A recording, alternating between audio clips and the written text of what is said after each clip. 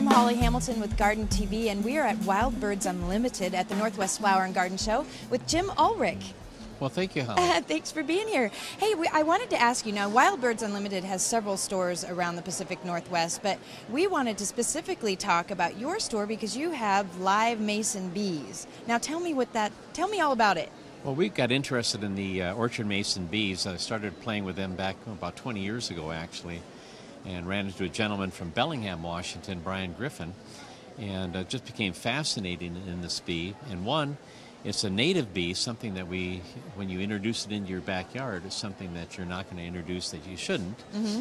And the fact that they're a very solitary, wonderful pollinating bee. They're non-aggressive, but they pollinate all your spring fruit trees and shrubs. Now, you said they're specific to the Pacific Northwest, or? The orchard mason bee of the West here are basically all of western United States. So. Okay.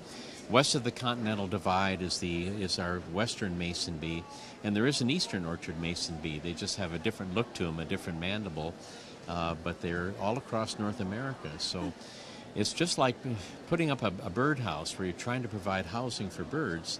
We're trying to provide appropriate housing for the orchard mason bee. So what is this that you have in your hand here? What we have here, this is some straws that we just pulled out of our refrigerator. And in these straws, there's a little darkened area on there, and every one of these straws holds about 9 cocoons of mason bees. And the process is relatively simple. They come out in the spring of every year and lay their eggs, and they last about a 2-month cycle. When the orchard mason bees come out, the males come out first in mid-March, females toward the end of March, and then the process begins. And the females do all the work, which is usual. Yeah. And they do all that pollinating right through the mid part of May to the latter part of May. And they're a much more effective pollinator than your honeybees. They'll pollinate effectively around 1,600 flowers a day. Honeybee might effectively pollinate maybe 14 or 15. But honeybees are effective certainly just by sheer numbers when you put out a large hive. Mm-hmm. But the orchard mason bee is so much easier to manage for your backyard.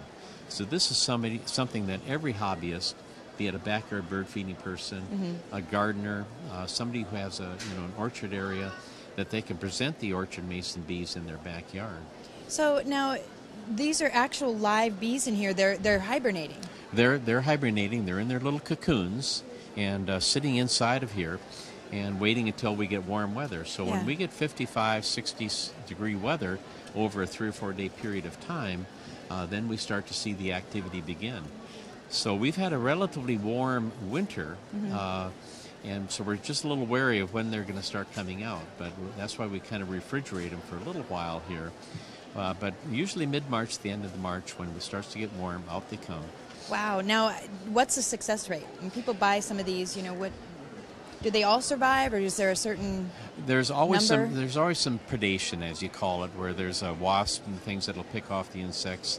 Of course, swallows, birds are good hunters of insects, so they're going to pick off a mason bee or two at a time.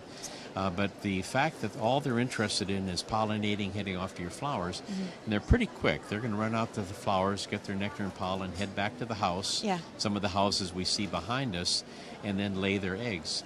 Each female that in here, we've got about 10 females, and each female lays 30 eggs approximately. So that's 300 cocoons that these little groups will lay for the coming year. And again, all that is taken care of and is done by the end of May. And how many do you recommend people buy when they? Usually recommend buying a set of 3 straws, which is about 27 bees total. And again, about 10 of those will be female. And that's a good way to start the population. So with your starter bees, the starter straws, and with a house, you started your process. And then it's just an awful lot of fun to watch them, because you can stand by your bee house area, watch them flying back and forth. They're bumping into you and bouncing off your forehead and heading back, to do their thing. And for kids especially, if you have any children or might be afraid of insects, it's a good learning process for them to watch this. And my own grandson was deathly afraid of insects because Mom is afraid of insects.